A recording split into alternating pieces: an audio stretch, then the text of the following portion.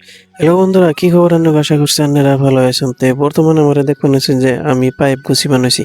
আর এই পাইপটার বহুত কাহিনী আছে, বহুত লম্বা পাইপ। তো ফাইনালি বন্ধুরা আমি ভিডিওটা আরম্ভ করতেছি। তো এই যে পাইপটা দেখতে পাচ্ছেন, এই পাইপটা অ্যাকচুয়ালি আমাকে মোটর গুনে তার মানে এরি খেতে পানি দিবে নিগে এই পাইপটা আনছিলাম। তো অ্যাকচুয়ালি আমাকে মোটর যেটা এটা হয়েছে একটু দুফা সাইড, আর আমি যিনি এরি ক্ষেত্রে করি সেই এরি ক্ষেত্রে হয়েছে টান সাইড। তো দুবেগুনে তার মানে পানি ড্রেন পাইতে ওই টানে নিয়ে যাওয়া হয় না, তো সেজন্য অ্যাকচুয়ালি আমি এই যে পাইপ কিনছিলাম, তো পাইপ কিনা তারপরে এই ইরি খেতে পানি দিছি। তো ওই যে দেখবেন হইছেন এখন আমি পাইপটা গুছি বানাইছি, কারণ এত দূর তার মানে অল্প দূর আছে আর একটু দুপা সাইড। তো সেই জন্য পাইপ দিয়ে এই পানি দিছি, পানি দিতে দিতে তার মানে 2 মাস আনি পানি দেওয়া হয়েছে।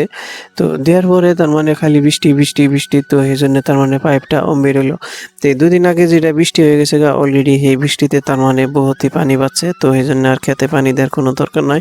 আর ক্ষেতরা তার মানে পাহাড় হয়ে গেছে গা অলরেডি, তার মানে রং ধরে গেছে গা। আর সপ্তাহানি যদি রোদ থাকে তাহলে এই রোদের জন্য তার মানে ধানগুলো কাটা যাবো। আর এই পাইপটা তার মানে ঘাসের তলে পড়ে গেছে গা আর জঙ্গলের তলে বসে গা, তার মানে নষ্ট হয়ে যাবো গা দিকে। তার মানে এখন আমি পাইপটা উঠে বানিয়েছি, তে পাইপটা উঠাইতে উঠাইতে তার মানে গোছ বানিয়েছি আর ভিতরে হাওয়া ঢুকে গেছে গা।